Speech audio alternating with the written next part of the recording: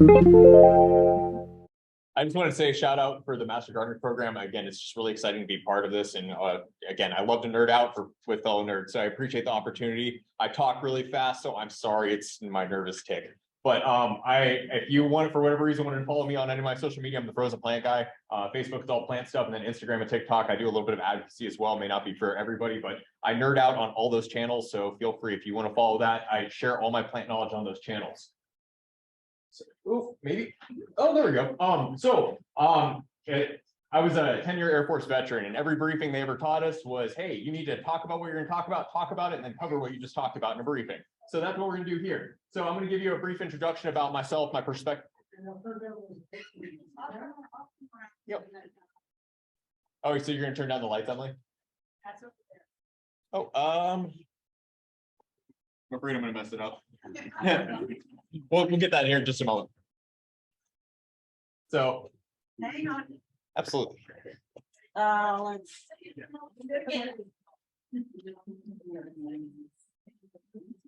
I know, same. I don't want to touch it. I know. Oh. Well, that's. Oh, we're going blackout today. Hang on. Is that good? Okay, so to kind of touch on that again, I'll give an introduction of like my perspective when it comes to plants and my upbringing and why I'm here now as the nerd talking to you guys. We'll talk about some of the changes. Here in Alaska, things are changing. So we're going to talk about the changes we've seen, the changes we expect, and how it's going to impact our horticultural aspirations and regarding disease and drought stress and different gardening practices that can help us mitigate those challenges. We're going to talk about how those challenges impact our parameters when it comes to growing foods. Like here, these are hazelnuts we're about to plant in Alaska because those parameters are now being met, and we'll talk more about those later. And then we'll talk about landscaping, is something that gets missed a lot of times when it comes to future and growing better. For those of you who went to the native pollinator course, planting native species are very important in our landscapes, and we're learning more and more that our indigenous pollinators need more of these native pollinators within our cityscapes. So the handout consists of how to propagate some of our native berries, but talking about how native species are important within our landscapes. Then we'll talk about some of the trials and the new potential based off of these new parameters that are being met. And then we'll talk about you can't have a meaningful conversation in horticulture or about plants, about bringing new plants into a space without having a conversation about invasive potential and what are the characteristics of invaders in our boreal biome and how can we mitigate that potential or evaluate species based off of those characteristics, making sure we're not planting a problem. And then we'll talk about some of the projects. I just so happen to have my co-conspirator in the audience, Kaylee, regarding the Future Crops Initiative and Robarcheck. So we'll talk more on that. Again, hazelnuts and Palmer, it's going to be really awesome. And then we'll talk about like how I'm adapting some of these practices and how you can within your landscape so we can result in a more resilient Alaska that grows more food for our population. So moving on. So I want to start off before I make it too far. I live in modern day Chugiak, which is Dena'ina land. So I am a plant geek extraordinaire, completely self-taught, and which is kind of ironic because I grew up in Fairbanks. And that was a really cool irony, not just Fairbanks, but North Pole. So Valley Floor, North Pole, zone 1, -50 every year, -60 every couple of years. And you were lucky to get a 90-day growing season. I saw frost as late as the first week of June, and it was regular to get frost the first week of August. So it's a really cruel irony growing up in North Pole. I could grow a great veggie garden, but if I wanted to grow a perennial, give up on your hopes and dreams. The only fruit tree you can grow there is a spruce tree. So basically, but I kind of learned from a young age, I didn't like that answer. I wanted to grow food-bearing crops and perennial crops, and I wanted to grow these in North Pole. So I decided that I was going to take it upon myself, and I was going to plant things in my yard. 90% of it died, but some of it survived.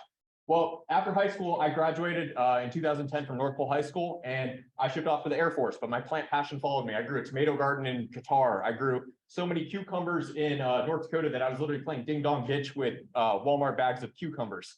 So it was, but it followed me everywhere. And then being in North Dakota, I got to see a cold climate, the things they were growing in a climate where it got down to -30. They had walnuts and chestnuts and hazelnuts, plums, pears, apricots. And then my next base was Joint Base Elmendorf Richardson, which I'm like, oh my gosh, I am now in the banana belt of Alaska, this endless potential coming from Fairbanks, zone 1 to zone 3 or zone 4. And I came here and it seemed like not many people were that adventurous, but coming from my perspective of basically it's guaranteed everything I'm going to plant is going to die. And when something survives, I'm excited. I'm like, I'm coming to Anchorage and I'm going to change everything. I'm going to figure out what our parameters are. So I kind of have to test every theory at my earliest convenience. And guess what? We're getting some of these things to survive.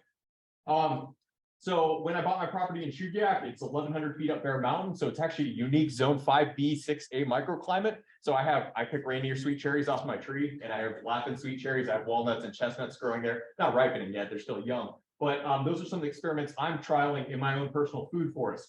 And then my long-term goals, I want to open my own little personal nursery, which will specialize in indigenous berry species and some of our experiments in the face of the challenges that lie ahead here in Alaska. Some of the projects I'll talk about the projects we're doing, like the Robarchik Agricultural Park out in Palmer next to the State Fair. We'll talk about the Future Crops Initiative. And then I'm really excited about that third one.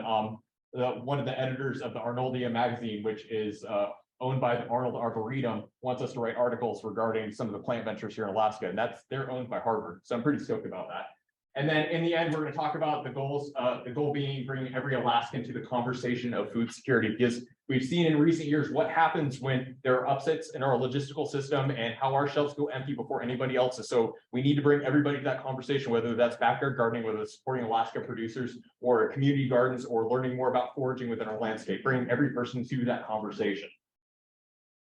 So I'm not a climatologist. I'm not a meteorologist. I can't speak to the science of what's going on. All I can speak to is what we've seen and what we think we're going to see. So when it comes to the climate moving forward, we have seen impacts in our climate. I've even seen them in my lifetime.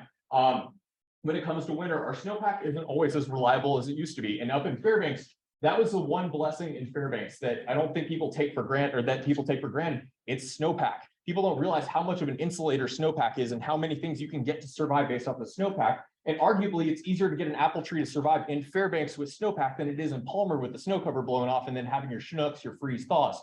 So those freeze thaws will wreak more havoc on a fruit tree than just outright cold.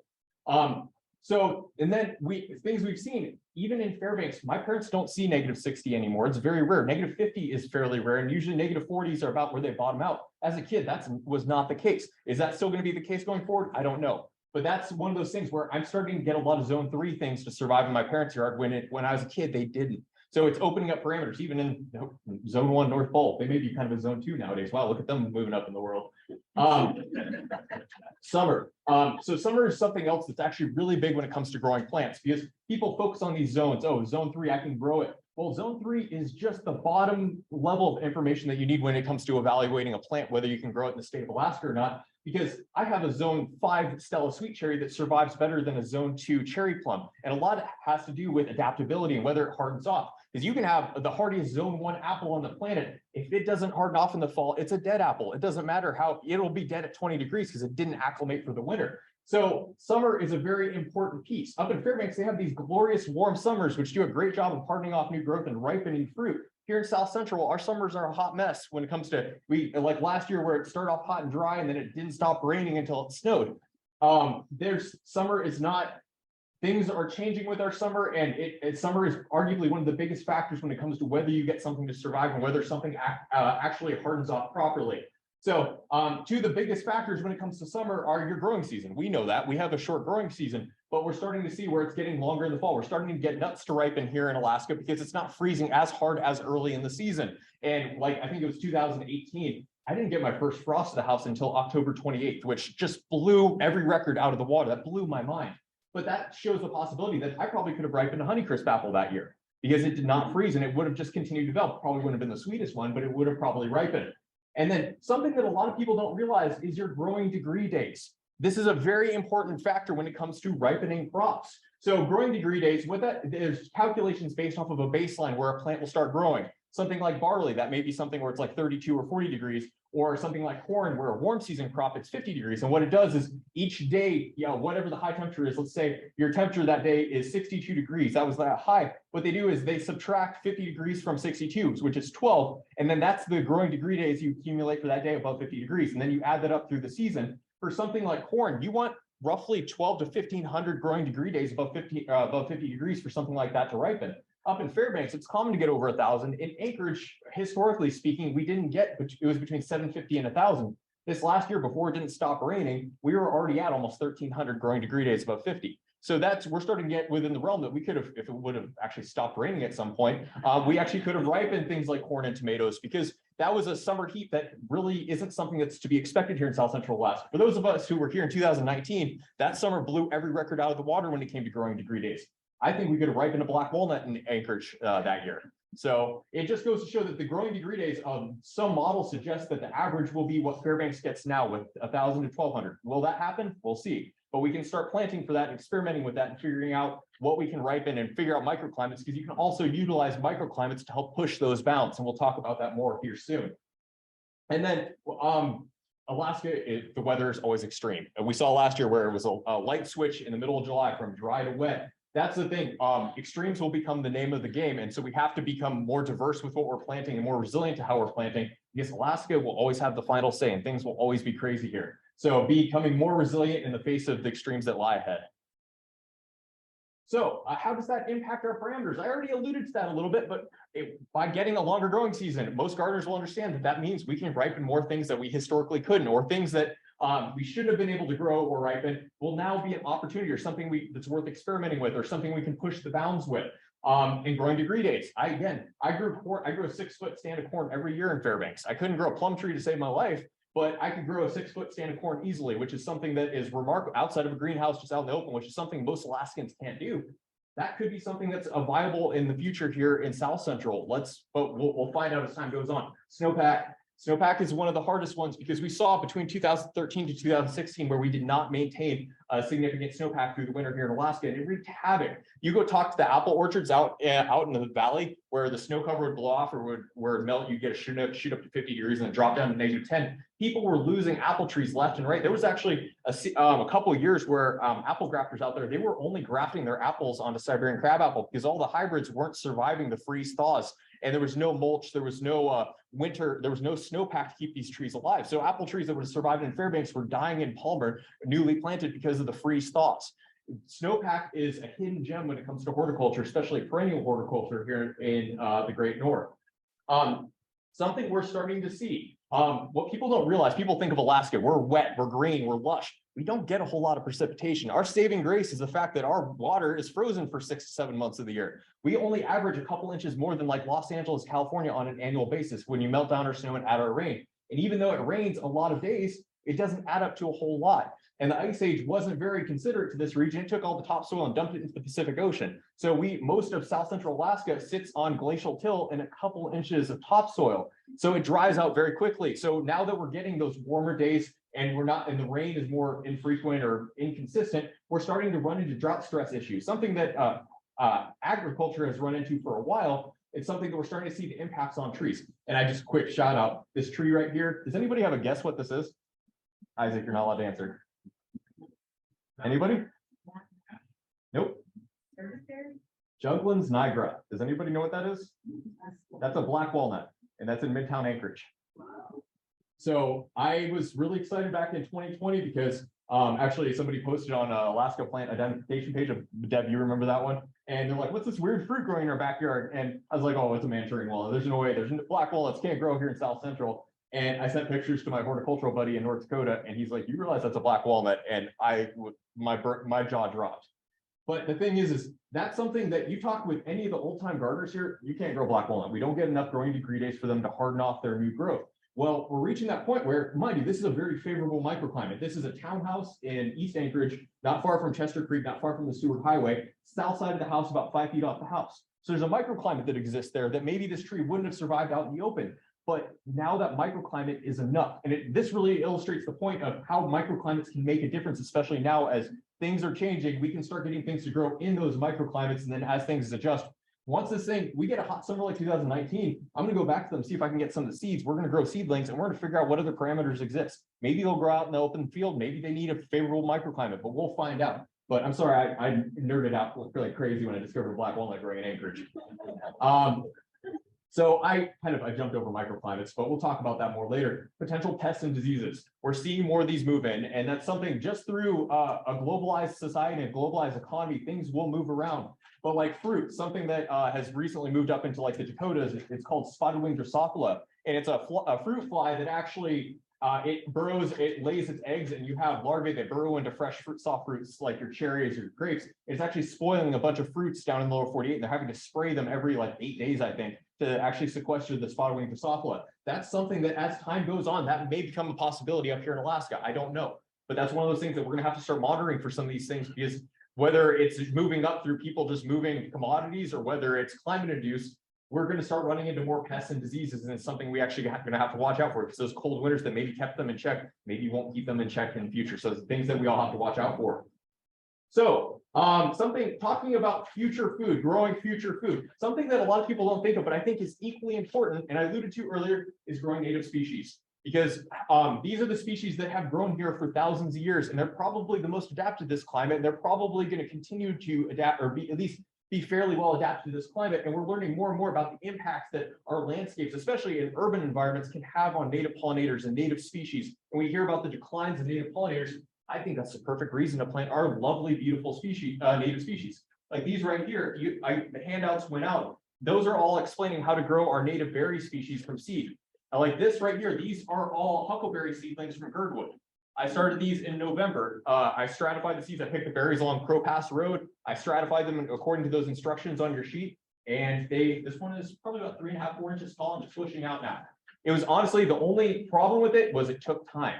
Yeah, other than that, there was no fertilizer, there was no resources. It was just a little bit of peat moss and some berries, and then some grow lights. Other than that, growing our berry species are remarkably easy. I'm growing ackpick and highbush salmonberries too. They're very easy. And it's one of those things that I think we need to become more conscientious, where we can incorporate native species into our landscapes. We do. So they're very well adapted. I'm sorry, I think our native species are beautiful. It's, mind you, I'm not saying swap out everything that you have, but you can incorporate native species in with your landscape, and it creates a multi-dimensional landscape that's beautiful, it's functional, and it provides for the ecology. And I'm sorry, I love the idea of having salmon berries in my yard. I can eat them, supply some, leave some for the birds.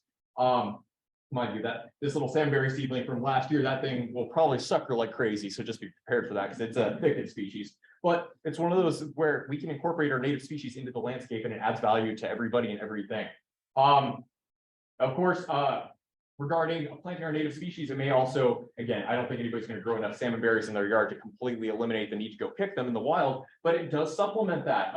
You can also grow medicinal species, and people can utilize those within their cabinets or grow their own spices.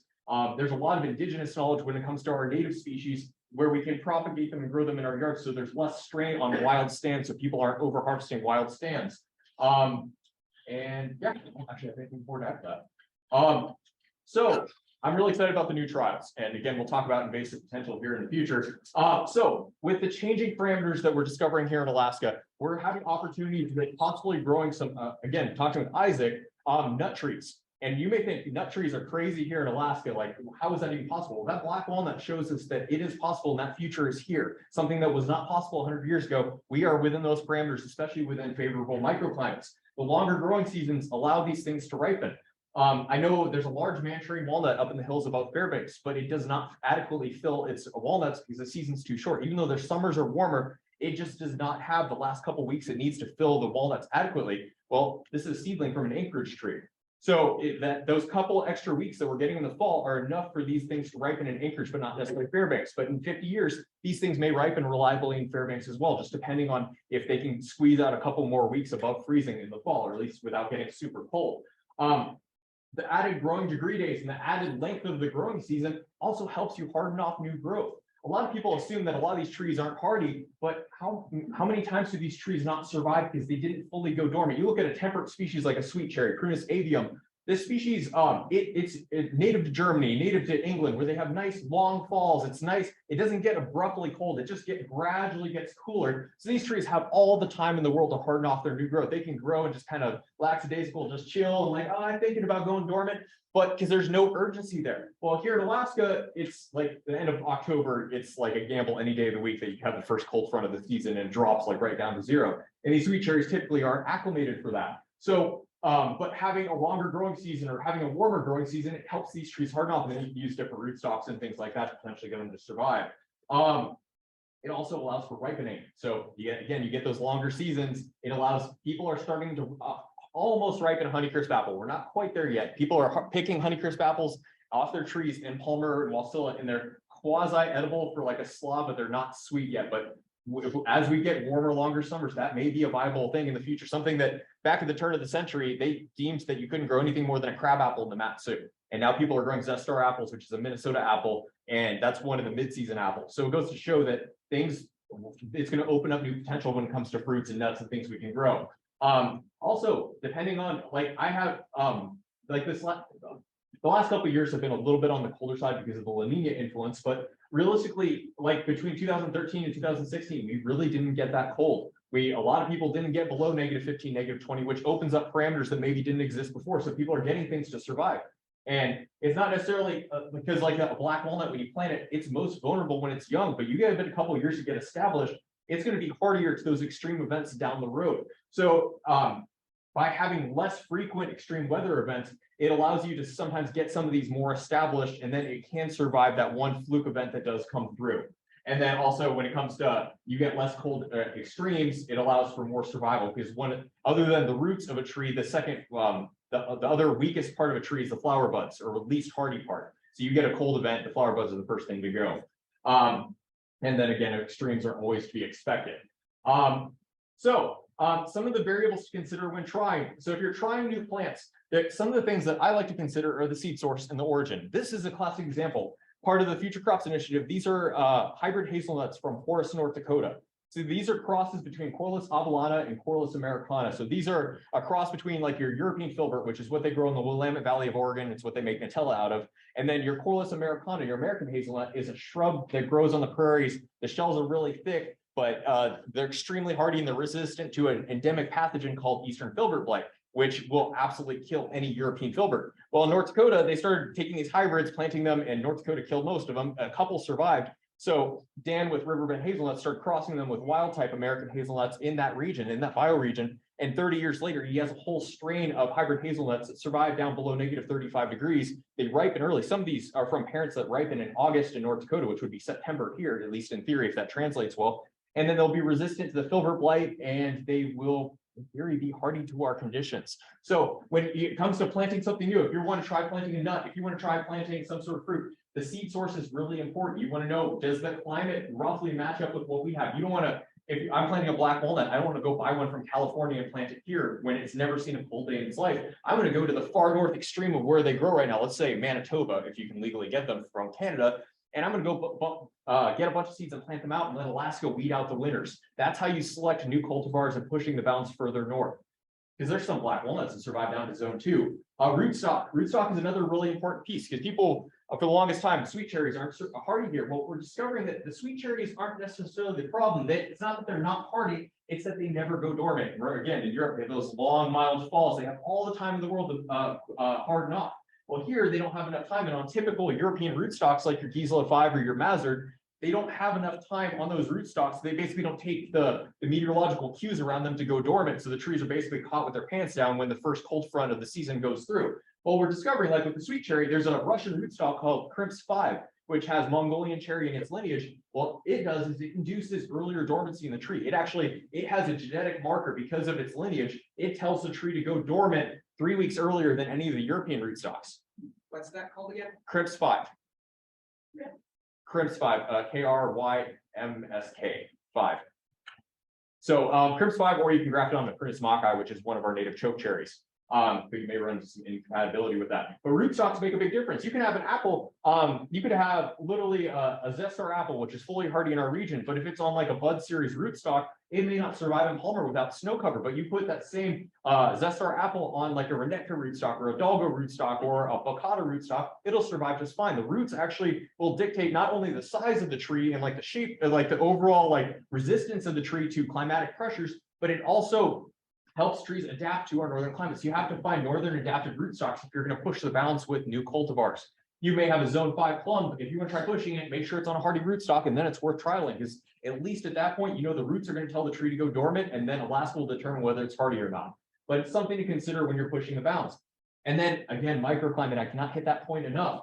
There's, again, that black walnut planted out in an open field probably wouldn't survive, but a microclimate up against a building where it gets a little more summer heat accumulated, it's able to harden off its new growth and actually set nuts. That valiant grape right there, you plant it out in the open, it's probably not going to ripen grapes, but you put it up against a wall where there's some reflective heat off the wall, it's going to harden off. And then seed source, actually, that middle one is actually a Manchurian apricot from Palmer. So if you want to try growing apricots here in Alaska, it makes sense to go to one that's already producing, grow from seed, and figure out how it does. But I take one of those from Washington, it may not do as well. So these are some of the variables you consider when it comes to pushing the bounds on our climatic parameters here in Alaska and growing new cultivars. So, and these are some of my brags real quick. So that first picture right there, it doesn't look like a whole lot. It may look like a really sick walnut tree, but I am super proud of that. The reason I'm proud of that is it's turning color.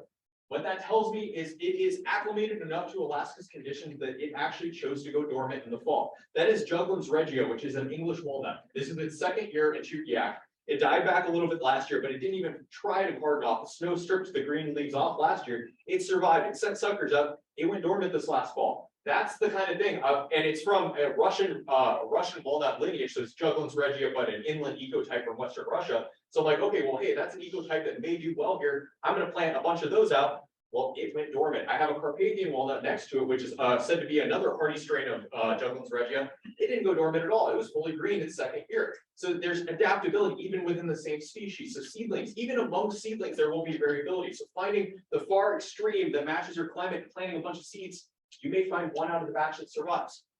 Actually, and real quick. So, and I really want to touch on this one real quick. This example, that's Castanea dentata, that bottom pot, that's an American chestnut. So if I planted American chestnuts from Washington State, they probably wouldn't survive. But that's one, a gentleman in Chippewa Falls, Wisconsin, he planted 100 American chestnuts in his zone 4A. He planted, which he gets down to -30 periodically. He planted 100 American chestnuts. Wisconsin killed all but 4. But those 4 trees survived. They're 25 feet tall, and these are seedlings from those 4 trees. And they're about to be trialed here in Alaska.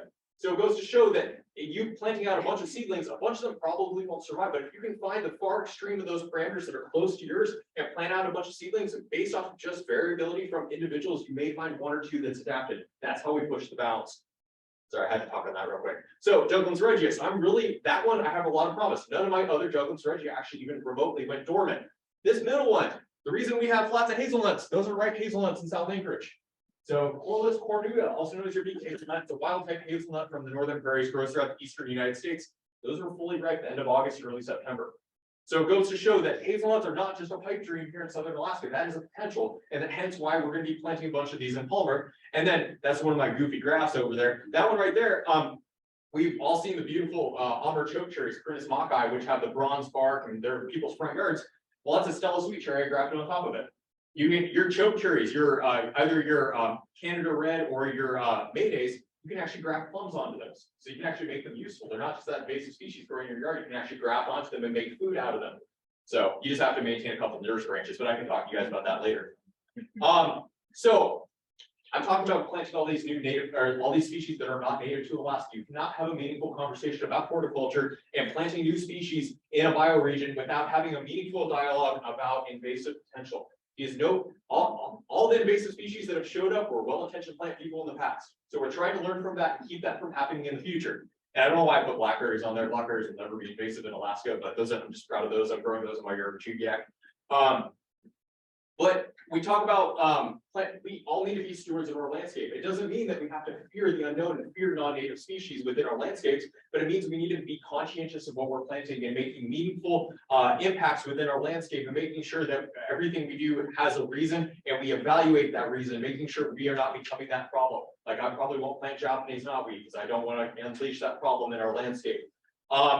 And then it boils down to can versus should. If it's a food crop, for me, I'm willing to trial it as long as it doesn't meet those evolutionary characteristics that could lead to it being an invader. Non-native species. So something to look at non-native species. Actually, the only thing I'll touch on there is right there at the second last item, Crinus patus versus Crinus machi. They're both 2 common choke cherries that are planted here locally. Crinus patus is your Mayday, and that's the one that has, again, for rightfully so, has been deemed an invader of our ecosystems. A couple moose have died from overbrowsing the branches, and it's something that was very much overplanted. So it was a fast-growing yard tree, and it's the poster child of invasive plants and trees here in Alaska. Well, people think, oh, that's all choke cherries. Well, it's not. And we look at Crinus machi, that is the one that has a beautiful exfoliating like bronze bark. It's another species of choke cherry. It does spread to some extent, but it does not take over entire riparian environments. And the reason is there's a simple little pre-treatment of the seed that literally makes the difference about whether these 2 invade. Crinus patus, a bird goes in, eats 20 of those, goes and deposits them in the forest. They stay moist in the fall. They get their cold stratification, fall and spring, they germinate. And you have a whole new forest of Crinus patus spread by a bird. Crinus machi has a thing called double dormancy. So the seeds actually, they require the cold stratification, but they also need additional warm period, warm stratification for them to germinate. Most seedlings will not germinate that immediate following spring. They'll basically have early 20 Prunus machi, deposit them in the forest, and they'll sit dormant over the winter, and then they need a warm period before they'll germinate. So they have to stay nice and moist all summer, which we have dry summers. So if it dries out, that biological clock stops. It has to stay nice and moist and blah, blah, blah. It has to go through a second winter, and then it germinates that second spring.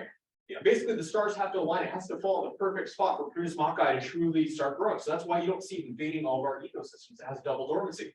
People are going to lump, oh, all choke cherries are, no, there's differences there. And we have to be able to identify those differences when we plant these non-native species, making sure we're not planting a problem. So, and again, I'll talk more about nut trees, but nut trees lack all these characteristics, and I'll tell you why. So I want to do compare and contrast between hazelnuts and Prunus patus. So Prunus patus, starting off, it is incredibly well adapted to our ecosystem. It is a species that it grows in this same biome, but over Northern Europe and Western Asia. It's well adapted to the boreal biome, and it grows very quickly. It's shade tolerant. It grows quickly after stratification. Birds can eat a bunch of them. The bird distribution is the key part. The bird can come in. You can have a songbird come eat 50 of these because they're small. They're meant to be passed through the GI tract of a bird and then distributed. And then the bird can fly from Anchorage over to Point McKenzie and deposit all 30 or 50 or whatever it ate. And then you have a new forest of Prunus patus. Well, when we, and then of course it disrupts ecology. It's very well adapted to taking over that understory layer of our boreal biome. And in some instances, in cold conditions and young moose, it can poison moose based off that cyanide that exists within the branches. It's something that exists with all Prunus.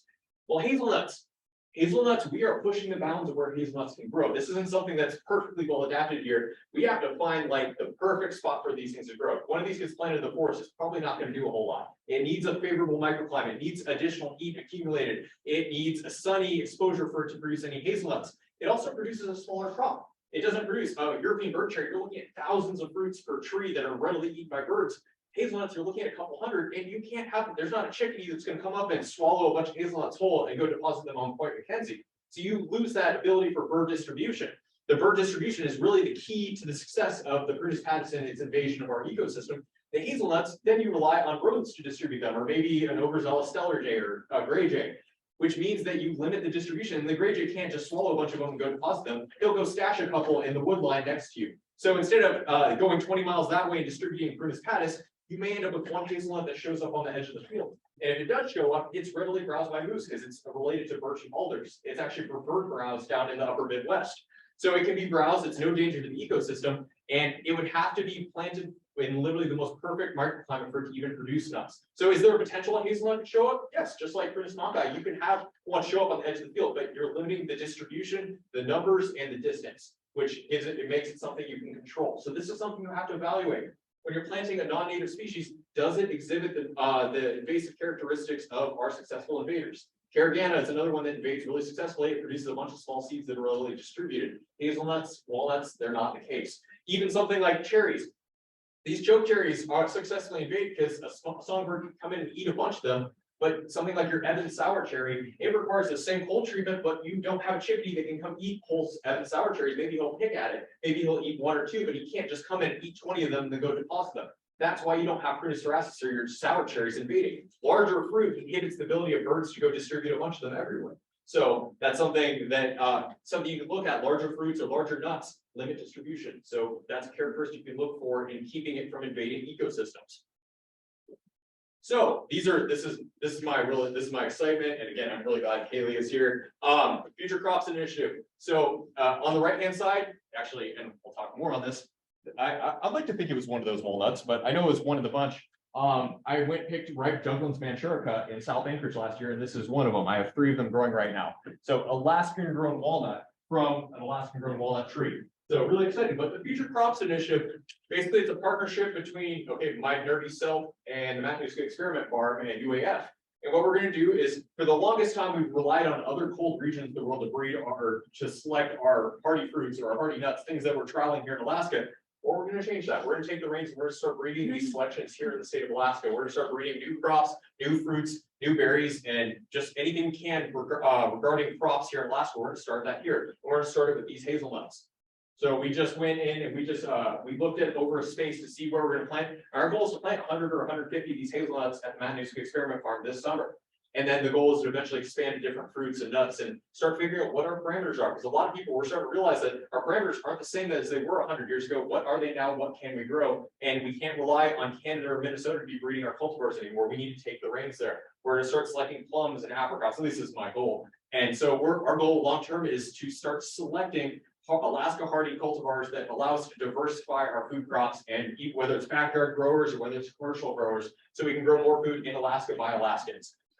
So again, and as time goes on, part of the reason we start with these hazelnuts is a lot of people don't think of hazelnuts growing in Alaska first and foremost, but hazelnuts are also one of the most resilient crops on the planet. One of the parents of these, Corylus americana, is truly one of the most adaptable food crops that grows on the planet. It literally loves abuse. It grows in the prairie. So you can imagine the prairie, anybody who's lived in the prairie, you understand the weather is like bipolar on a good day. So these hazelnuts are well adapted to drought, they're well adapted to heat, they're well adapted to cold, they're extremes are the name of the game. And these hazelnuts coming from North Dakota are the great, like these ones specifically, he collected from his 20 earliest ripening and 20 hardiest trees from his planting. And that's where we're going to start our basis. And Alaska may kill half of these.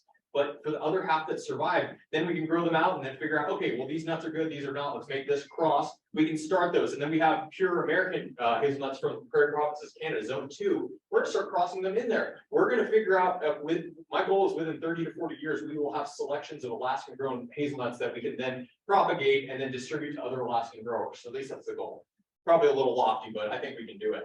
And the Future Crops Initiative, the big body of it is going to be at the Matanuska Experiment Farm. The goal is where community is going to be involved and we're all going to learn together in a community project. But we're not going to learn whether these are well adapted to Alaska by just planting in Palmer. So we're going to have little satellite plantings around the state. We're in talks with folks down in Kenai. I just found out actually from Pat Holloway today that UAF and the Matanuska, or that the Georgia Botanical Garden is down due a planting up there. I'm super stoked about that. Calypso Farm up in Fairbanks, Big M Farm in Indiana. Will they survive there? We don't know, but that's how we're going to find out. Plant out a bunch of seedlings. Maybe one will survive in Indiana. Well, let's start breeding it. Let's take pollen from Palmer. Let's start selecting it. Let's see if we can get a generation of hazelnuts out of it. Because what good is it if we find a hazelnut that's only adapted to Palmer? Let's start figuring out where else they're adapted and try these other fruit crops.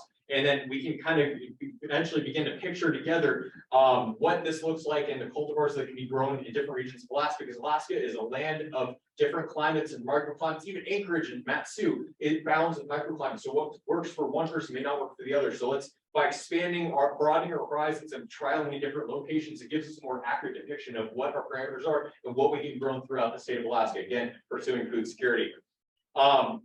The Robarchik Agricultural Park, that's something that I've been involved with for a couple of years. I know Isaac's been involved a little bit as well.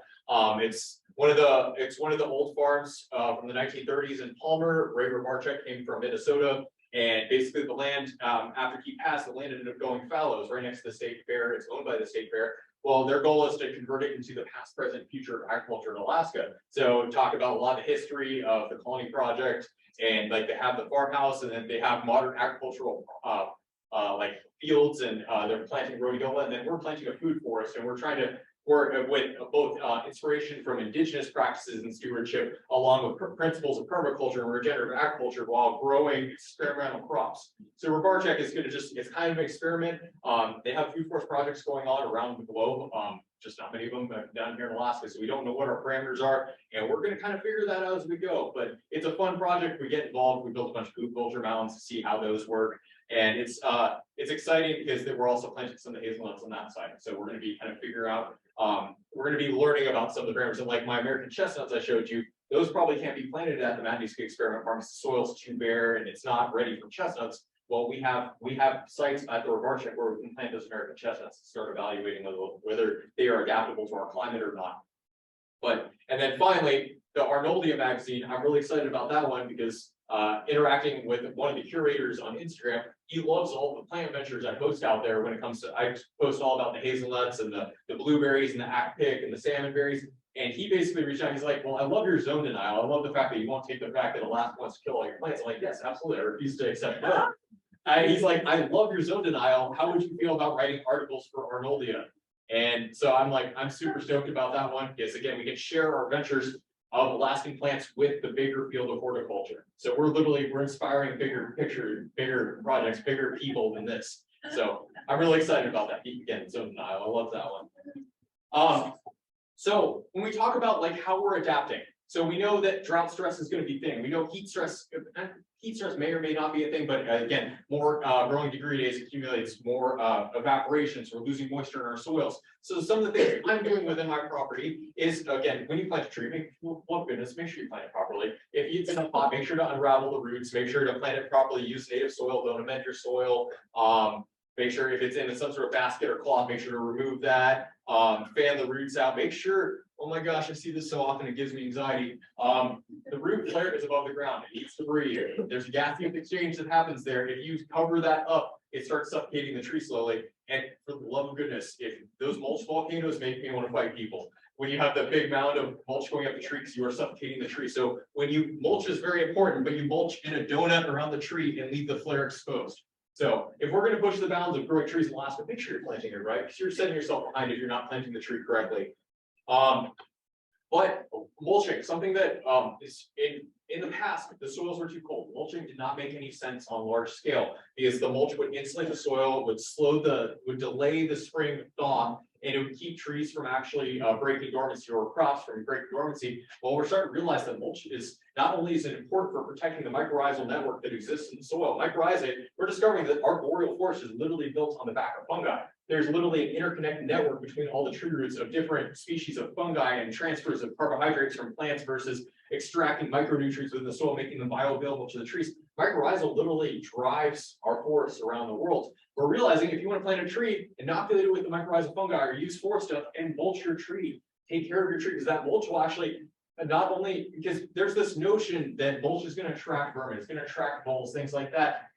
Living in Alaska, having grass existing is going to attract voles. Voles go everywhere. But this mulch, what it does is it protects the soil, it breaks down into nutrients and carbon that breaks down into the soil, enriches the soil, it holds water retention, and it also insulates from the extremes of the weather, whether it's heat, whether it's cold, whether it's wind. It helps protect the soil, it helps protect the mycorrhizal network and all the microbes that help make that those nutrients bioavailable.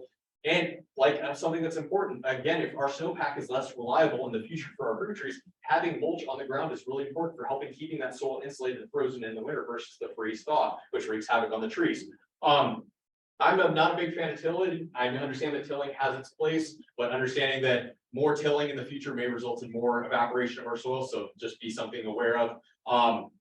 Targeted irrigation. A lot of our fields aren't irrigated at this point, but it's something that we're going to have to start evaluating in the future. And even on a home scale, most gardeners understand that you have to water your gardens, but fruit trees, they don't realize that your fruit trees, you're looking at gallons and gallons a week. And it's not just you run a sprinkler real quick and that's it. That's not enough for your tree. You need to like literally let a hose run there for 10, 15 minutes. You're looking at 5, 10, 15, 20 gallons of water a week for a fruit tree. And our environment does not provide that. So you need to make sure that you're actually adequately watering your tree so it has the best chance for it to actually survive. And then something you can do later in the fall if you're pushing the bounds and something that may not survive. Again, it's a little bit of tree torture, but actually reduce your, especially once your tree is established, reduce your watering later in the season.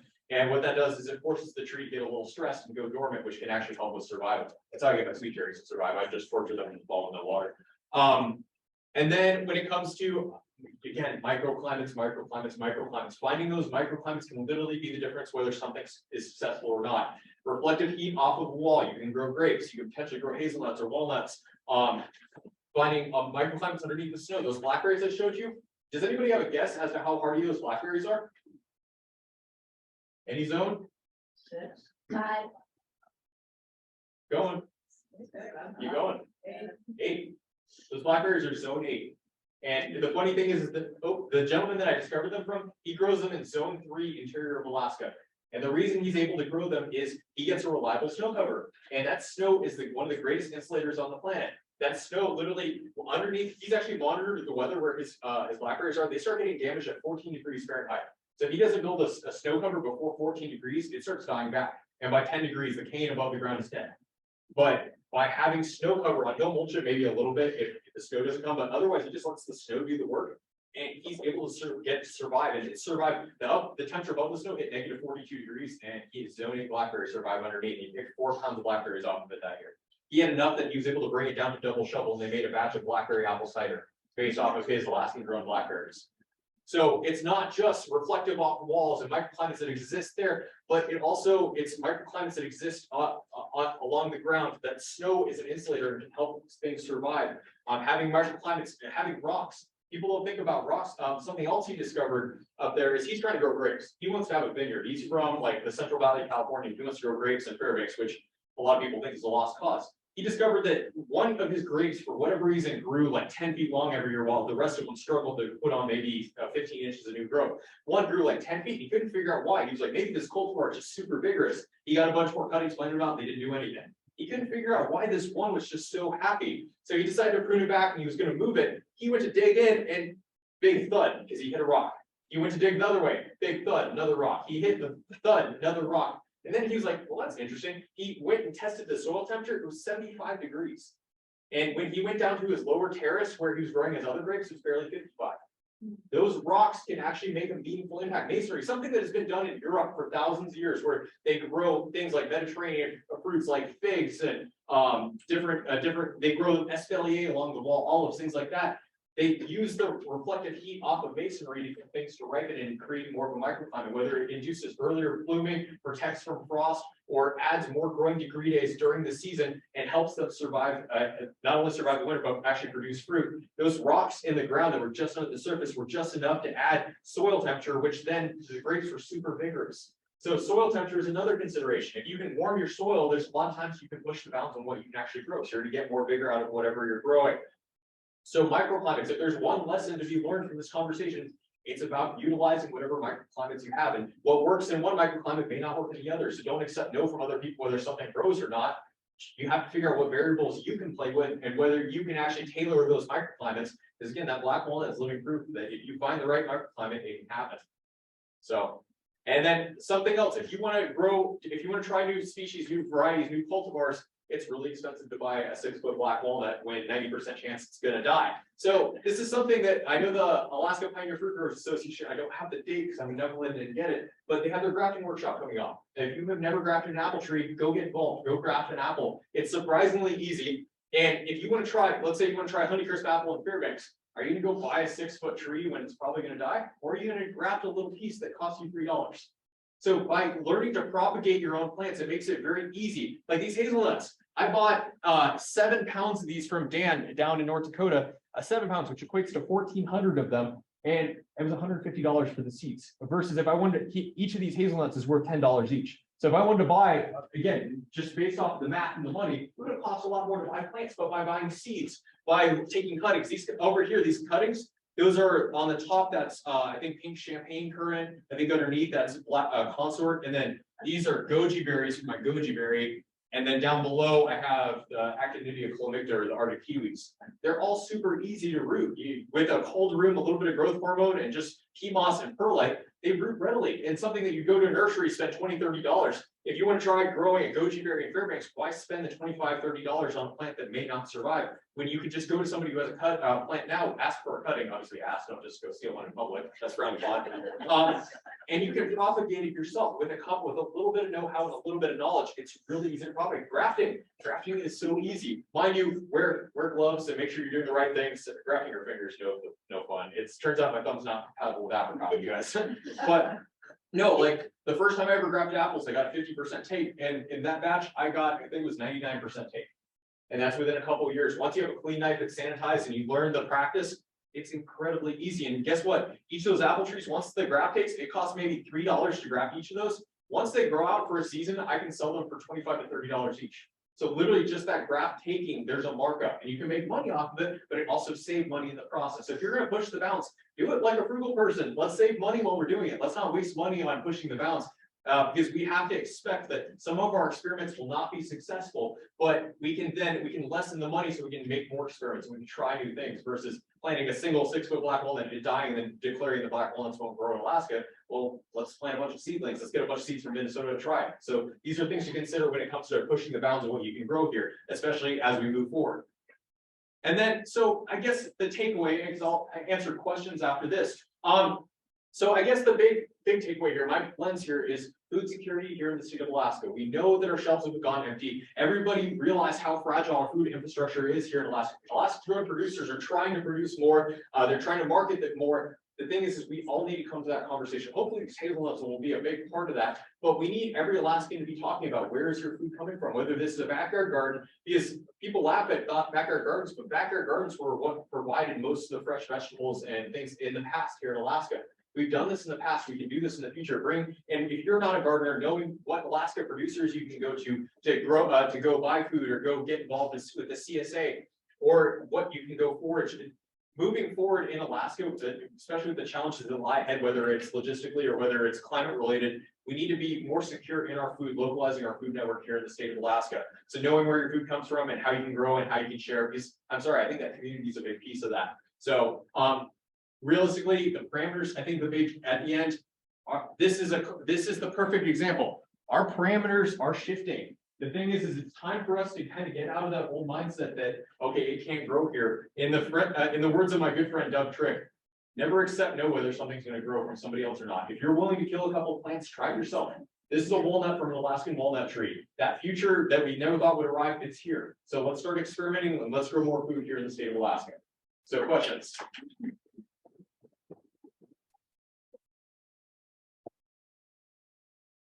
So any questions? Thanks, Josh.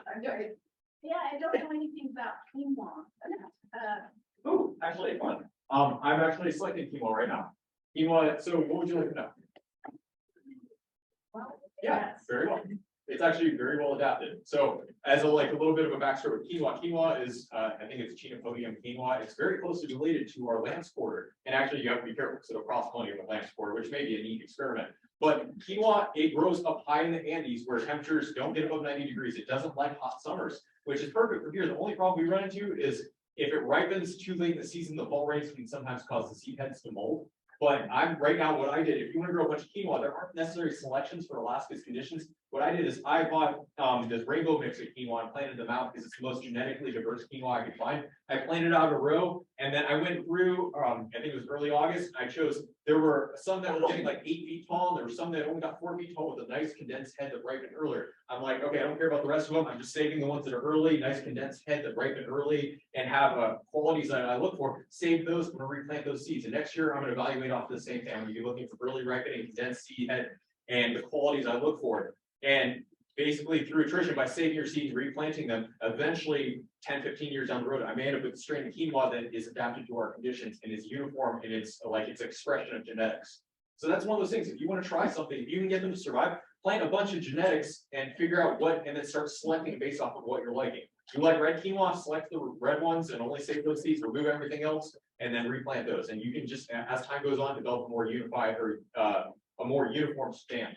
So quinoa is great though, it's easy. Where did you order your seeds from? Oh, I don't remember. I think I've seen it on Territorial. I think I've seen it on Raymer seeds. I think I've seen it on pine tree seeds. So type in rainbow quinoa blend. Yeah. Yeah. Oh, you have some?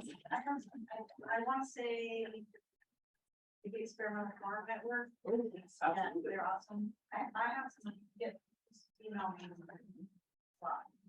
And I know, I don't remember which outfit it was, but I saw one where they had done that in the Pacific Northwest in Washington State, and they called it Titicaca based off the Bolivia. And they actually went in the Washington State, they did the same thing. They planted rainbow mix and they selected it for 10, 15 years for a unified stand that produced early seed heads that were condensed.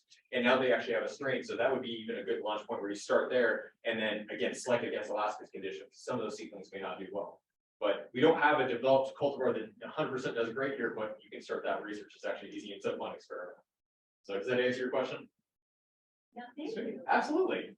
Yes. You had a picture early on that was it looked like long, skinny green cherries. Was that a cherry tree? Oh, I did not. In my yard and I wasn't sure what it was. Yeah, those. Yep. So Is that sour cherry? no, that's activity Eucalyptus, also known as the party of kiwi. So surprising. I think a lot of it's actually it's starting to get well known, which is awesome. I think everybody should have actinidia phloemicta plant in their yard, but it's extremely vigorous. You have to have male and female vine, at least for the most part. There are some that produce both male and female flowers, but they're not readily available in the nursery trade. But I have these growing against the south side of my shed. The ones I have out in the open, they don't ripen fruit, but these ones, this is cultivars called Matovata, which isn't very readily available, but these are small fruit that year. This last year, I got fruits that were almost 1.5 inches long, and you eat them like a grape, and it's like the sweetest kiwi of your life. And they're hardy to -40. There's, I know Victor Johansson up in Fairbanks is growing them in the hills up off by the Seas Highway. So they're very hardy. If you have, mind you, be prepared. These vines get like 50 feet tall. So be prepared to either prune them or let them like take over your birch tree in your yard. But they're beautiful vines. Like the male vines have all this beautiful variegated pink and white foliage. And then the females produce delicious fruit. You're looking at 50 pounds of fruit from a mature vine. So if you have the space, definitely plant a kiwi. So, questions? When are you gonna start selling plants, Josh? So I keep putting off the LLC. My goal is like with a lot of my seedlings, my goal is to grow these out, see how much I can push them. Because I pushed these this far since November. My goal is to get them to something that's at least reasonable, and either I open the nursery this year or I start like selling, like I know the Rock Garden Society wants me to be involved with that one. So I can maybe sell a little, have a booth there and sell there. But my goal is long-term to have a backyard nursery where people can come buy native berry species and experimental nuts and grafted fruit trees that are either worthy of trial based off of what I've experienced or are truly hardy and they're from our local region. So that's just, I'm hoping this summer, but we'll see. So, any questions? Yes, So, if I'm not invasive species, absolutely. Haskell's, Yes. robins gobbled them up. Why aren't there fields of Haskell's? Do they have a different ones here? The funny thing is they don't have it, like, they'll actually grow from fresh seed. I found up in Fairbanks in my parents' yard after 10 years of having them, I found 3 seedlings. So I don't know, I don't know what's keeping them from taking, but there's something that's limiting them. And it may just be because they start growing immediately. Maybe it's too dry when they try growing and maybe that's enough.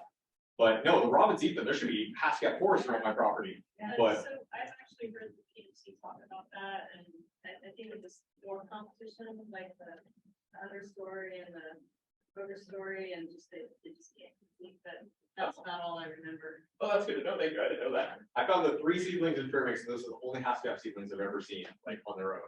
And it's right where the robin perches in the birch tree. Like there's probably a 3-inch pile of robin poop there before like a 3 Haskells grew. So it took them a minute. But any other questions?